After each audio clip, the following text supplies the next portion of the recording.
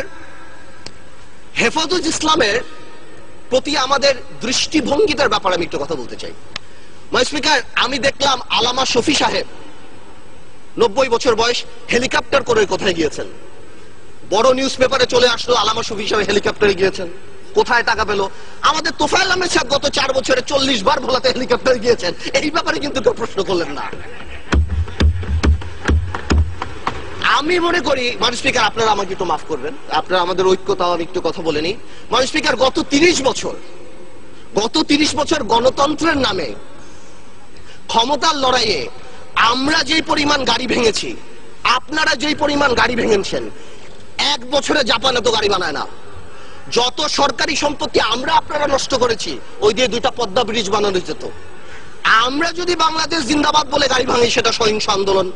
আপনারা জয় বাংলা বলে গাড়ি ভাঙলে সহিংস আন্দোলন। আল্লাহু আকবার বলে হেফাজত যদি গাড়ি ভাঙে, তাহলে তারা জঙ্গি হয়ে যায়। এইটা কি ধরনের কথা? মাননীয় স্পিকার, জঙ্গি কেন বলছি? জঙ্গি is a very dangerous term.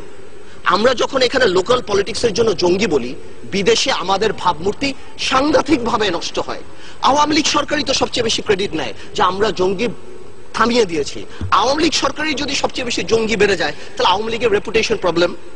হেফাজত ইসলাম নিয়ে আরেকটা কথা বলছি। আওয়ামী লীগের যে পলিটিক্যাল ক্রাইসিস যেটা দেখা গিয়েছে, হেফাজত ইসলাম আসলো কেন? মাননীয় স্পিকার, হেফাজত ইসলাম কিন্তু আসেনি যখন আমরা বিভিন্ন জায়গায় মডেল লাইসেন্স দেই, যখন আমরা সিনেমা হল ওপেনিং এ মিলাদ দেই, যখন আমরা ব্যাংক ওপেন করি মিলাদ দিয়ে, তখন কিন্তু হেফাজত আসেনি। হেফাজত ইসলাম এসেছে যখন সর্বকালের সর্বশ্রেষ্ঠ মানব নবী করিম সাল্লাল্লাহু আলাইহি ওয়াসাল্লাম, সকল মুসলমানের হৃদয়ের স্পন্দন, তাকে নিয়ে কটাক্ষ করা হয়েছে।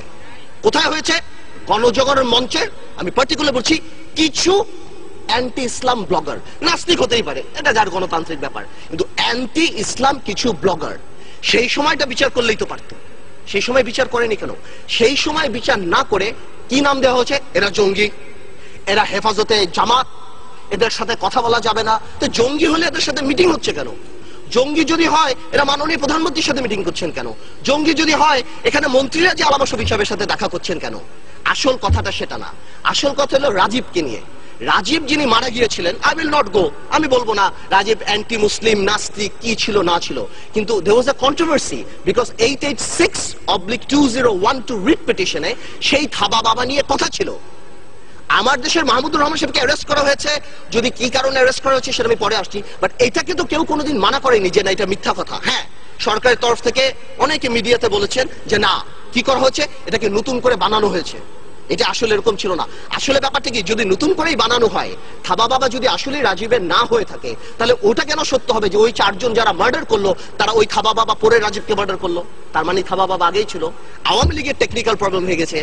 এই অ্যান্টি ইসলাম লোককে আওয়ামী লীগ এখানে শোক প্রস্তাব দিয়ে আওয়ামী লীগ জাতীয় বীর বানিয়েছে, এবং বাংলাদেশে যে নবী করিম সাল্লাল্লাহু আলাইহি ওয়াসাল্লামকে কটাক্ষ করেছে তাকে এই পার্লামেন্টে জাতীয় বীরের মর্যাদা দিয়েছে। অ্যাজ ইফ মন্ত্রীরা শার্লক হোমস, কেউ মারা যাওয়ার 1 ঘন্টার মধ্যে যে মন্ত্রীরা বলে দিচ্ছে এটা এ মেরেছে, এটা ও মেরেছে। তো জামাত ইসলামী যে খুব, শিবির যে খুব ভালো, আমি তা বলছি না, কিন্তু শিবির যদি মেরে থাকে, আমার কথা চলো, এবং এতে যদি জামাত ইসলামী রাজনীতি না করতে পারে, তাহলে বিশ্বজিৎ মারা যাওয়ার পর ছাত্রলীগ কিভাবে রাজনীতি করে বাংলাদেশে? আমার প্রশ্ন সেটা।